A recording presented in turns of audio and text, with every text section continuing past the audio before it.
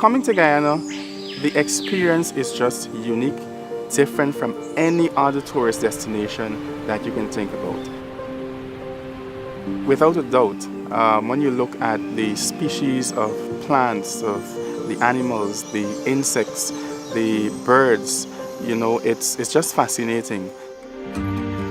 Things that other countries would just see in a book or they would just see on television, we actually get to see it up close and personal. In some regions, we actually get to see it almost every day.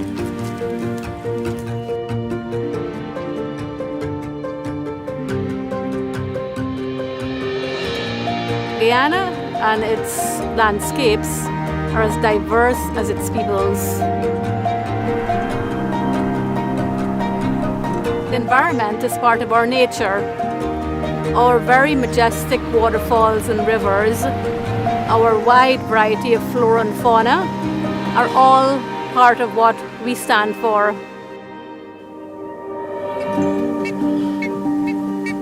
Guyana is divided into 4 natural regions: the low coastal plain, the hilly sand and clay region, the highland region,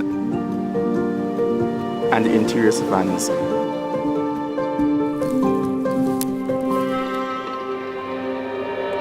Each one of these natural regions has their own uniqueness, their own beauty, and something compelling and satisfying that kind of just hones you in.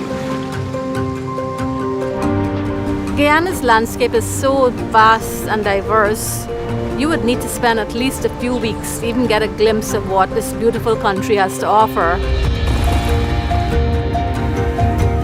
From the mangrove forest and its rich ecosystems and migratory birds and scarlet ibises in the north, to the Pacaraima Mountains, Panuku Mountains, and all of the wondrous rivers and waterfalls in the south. Not forgetting in between, you have the massive Mount Roraima and all the other tabletop tepuis.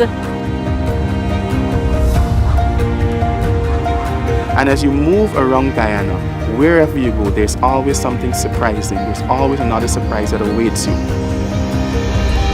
It's a moment that you would want to repeat and just want to all over again.